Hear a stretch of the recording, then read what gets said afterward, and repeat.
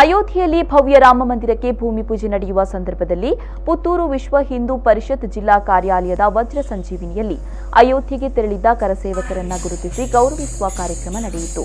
ಬೆಳಗ್ಗೆ ಕಾರ್ಯಾಲಯದಲ್ಲಿ ಭಜನೆ, ಸಂಕೀರ್ತನೆ, ಶ್ರೀರಾಮನ ಪೂಜೆ ಕಾರ್ಯಕ್ರಮ ನಡೆಯಿತು.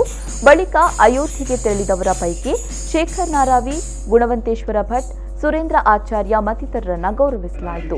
ವಿಶ್ವ ಹಿಂದೂ ಪರಿಷತ್ ಪುತ್ತೂರು ಜಿಲ್ಲಾಧ್ಯಕ್ಷ ಡಾ ಕೃಷ್ಣ ಪ್ರಸನ್ನ, ವಿಶ್ವ ಹಿಂದೂ ಪರಿಷತ್ ಪ್ರಖಂಡ ಅಧ್ಯಕ್ಷ ಜನಾರ್ದನ ಬೆಟ್ಟ, ಹರೀಶ್ ದೋಳ್ಪಾಡಿ, ಜಯಂತ್ ಕುಂಜೂರು ಸೇರಿದಂತೆ ಕಾರ್ಯಕರ್ತರು ಉಪಸ್ಥಿತರಿದ್ದರು.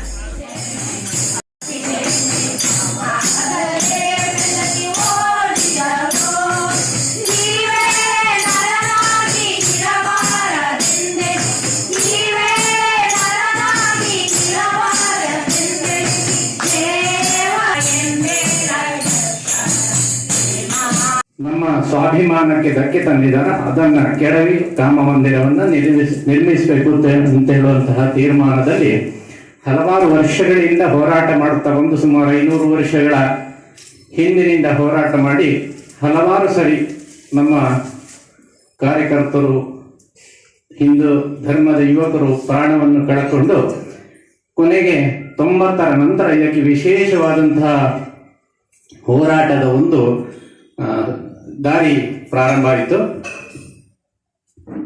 ಸಾಮಾನ್ಯ ಅಡ್ವಾಣಿಯವರ ನೇತೃತ್ವದಲ್ಲಿ ಪ್ರಾರಂಭವಾದಂತಹ ರಥಯಾತ್ರೆ ಕೊನೆಯ ಭಾಗದಲ್ಲಿ ಕರಸೇವೆ ಮಾಡಬೇಕು ಅಂತ ಹೇಳೋ ತೀರ್ಮಾನದಿಂದ ನಾವೆಲ್ಲರೂ ಕೂಡ ಅಲ್ಲಿ ಹೋಗಿದ್ದೀವಿ.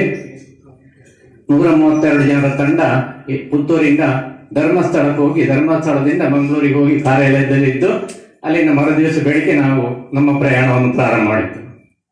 ಮಾನ್ಯ ಶೇಖರ್ ನಾರಾವಿಯವರ ನೇತೃತ್ವದಲ್ಲಿ ಈ ಪುತ್ತೂರಿನ ಮಾಜಿ ಶಾಸಕರು ರಾಮ್ ಭಟ್ರು, ಹಾಗೆ ದಿವಂಗತ ರಾಮಚಂದ್ರ ಶೆಣೈ ಅವರೆಲ್ಲ ಇದ್ದಂತಹ ಹಿರಿಯರ ತಂಡದ ಜೊತೆಗೆ ನಾವೆಲ್ಲ ಹೋಗಿದ್ವಿ. ಆಮೇಲೆ ಸುಮಾರು ಕೆಲಸಗಳು ನಡೆದೋಯ್ತು.